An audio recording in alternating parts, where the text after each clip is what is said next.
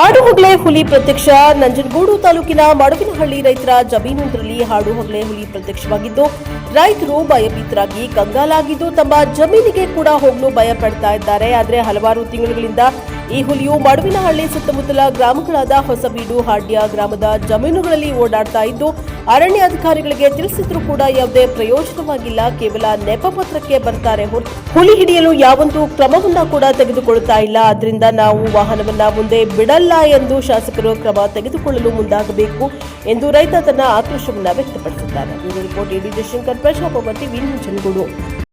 ಬಂದಿತ್ತು ಇವ್ರು ಬಂದು ಪಟಾಕಿ ಹೊಡೆಯೋದು, ಪಟಾಕಿ ಹೊಡೆದ್ಬಿಟ್ಟು ಹೋಗೋದು, ಹಿಂಗ್ ಮಾಡ್ತಾವ್ರ. ನಾವು ಕಣ್ಣಾರ ಕಂಡಿವಿ. ಹೆಣ್ಣುಲಿ ಬರಿ ಹಾಕಿರೋ ಹುಲಿ ಡ್ರೋನ್ ತಕೊಂಡ್ಬಂದು ಇದನ್ನ ಹಿಡಿಯಕೊಂಡು ನಾವು ಜೀಪ್ ಅಂತೂ ಬಿಡಲ್ಲ. ಸಂಬಂಧಪಟ್ಟ ಅಧಿಕಾರಿಗಳು ಕೂಡಲೇ ಸ್ಪಂದಿಸ್ಬೇಕು ಅಂತ ನಾವು ಕೇಳ್ತಾವೆ. ಅಲ್ಲಿ ಗಂಟ ಈ ಜೀಪ್ ಅಂತೂ ನಾವು ಬಿಡಲ್ಲ.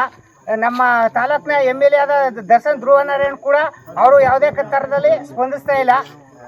ಅವರು ಕೂಡ ಇದನ್ನ ನೋಡಿ ನಮ್ಮ ಗ್ರಾಮದಲ್ಲಿ ಈ ಥರ ಆಯ್ತಾ ಅದ ಪಾಲಿಸ್ ಡಿಪಾರ್ಟ್ಮೆಂಟ್ಗೆ ಹೇಳ್ಬೇಕು ಅಂತ ಅರಣ್ಯ ಇಲಾಖೆ ಮಂತ್ರಿಗಳಿಗೆ ಹೇಳಿ ಇದಕ್ಕೊಂದು ವ್ಯವಸ್ಥೆ ಮಾಡಬೇಕು ಅಂತ ನಾವು ಹಲವಾರು ಬಾರಿ ಹೇಳಿವಿ. ನಾವು ಹುಲಿ ಅದ ಅಂತ ಈಗ ಪ್ರತ್ಯಕ್ಷವಾಗಿ ನಾವೇ ಒಂದು 3 ಜನ ಕಂಡು ಹೇಳಿ ವಿಡಿಯೋ ಕೂಡ ಮಾಡಿದ್ರು.